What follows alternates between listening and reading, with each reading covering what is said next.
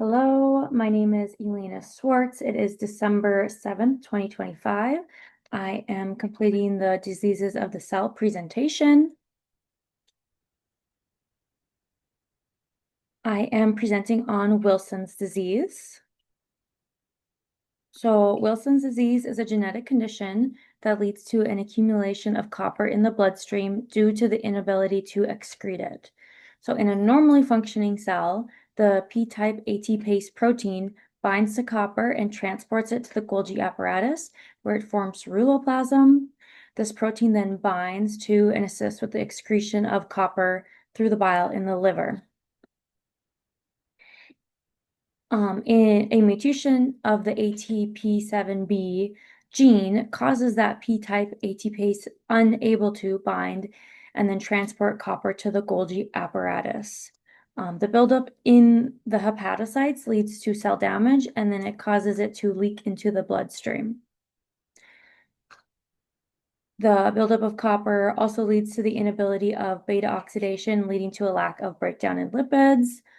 Glycolysis and gluconeogenesis are also disrupted, leading to a reduced cellular respiration due to the decreased amount of acetyl-CoA being produced. The image on the side compares normal and mutated cell function of copper. So the yellow dots are copper, and then the blue triangles are the ATPase. You notice how in the mutated cell, the copper is not bound to the ATPase. The red triangles represent the ATPase. So the copper is not bound to it, leading to the inability to be transported in the Golgi apparatus. So there's really limited copper in that Golgi apparatus on the mutated cell. The copper is unable to be transported in the vesicles in the green to the bile to be excreted. So kind of a little side by side of normal cell and then Wilson's disease cell. In Wilson's disease, there's significant loss of multiple functions in the cell. Significant pathway affected is cellular respiration, as copper is unable to act as a coenzyme in the electron transport chain. Wilson disease leads to dysfunction of the mitochondria, elongation of the cristae, and the intermembrane space is experienced. So these deficits lead to reduced amounts of ATP produced. Other cellular effects are that beta oxidation, which leads to lipid buildup and oxidation. So Wilson's disease is due to the inheritance of a mutated ATP7B gene. It follows that autosomal recessive pattern, meaning an individual must inherit two pathogenic copies of the disease from the parents. There's more than 500 mutations have been observed, and they're still being discovered. So mutations commonly seen are missense and nonsense single nucleotide mutations. Those are the most common, but deletions, insertions, frame shifts, splice site mutations have also been seen to cause it.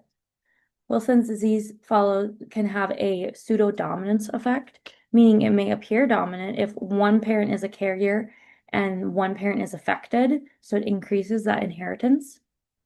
And then finally, Wilson's disease is monogenic, meaning it is a mutation just on that single gene.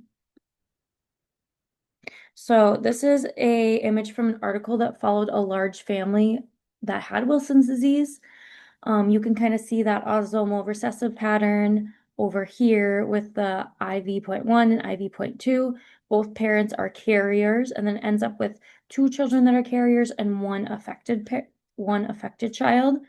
On the bottom, you can see that pseudodominance effect. So on the V.8 and V.9, the V.9 parent is affected and the V.8 parent is a carrier, and they end up with two children that are affected. So just an example of that pseudodominance effect. Wilson's disease is also affected by lifestyle and epigenetic factors. These include DNA methylation that alters gene expression by turning the gene on and off. There's also a copper chaperone COMD1. When this is detected in a patient, they often present with early onset symptoms. Histone acetylation and deacetylation affect enhancing or repressing the transcription.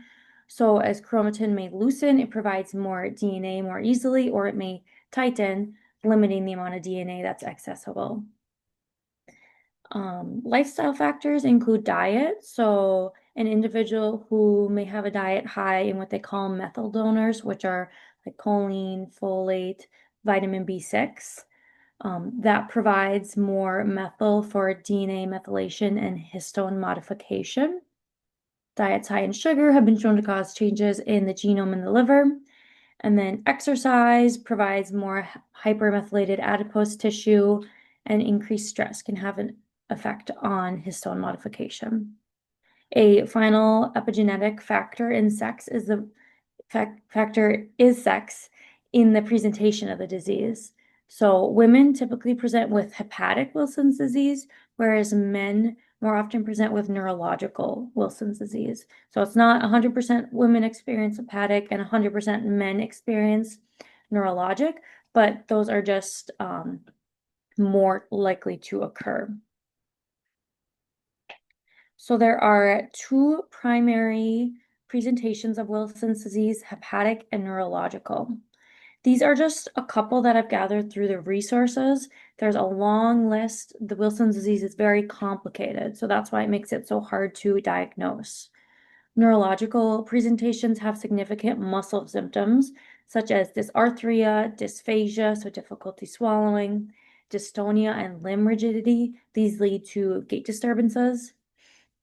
Neurological presentations also include psychiatric symptoms such as mood disturbances and cognitive impairments. Those with hepatic presentations appear to have Kayser-Fleischer rings, the copper-colored rings around the iris of the eyes, jaundice, fatigue, anemia, liver failure as well.